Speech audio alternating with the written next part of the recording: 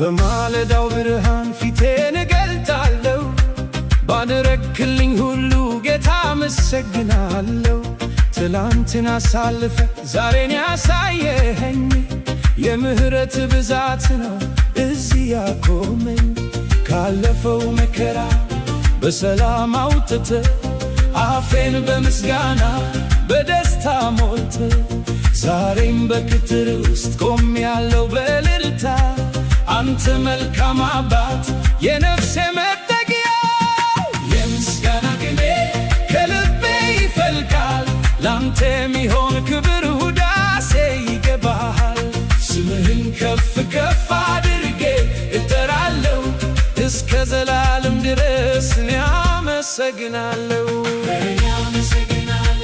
ጌታ አመሰግናለሁ።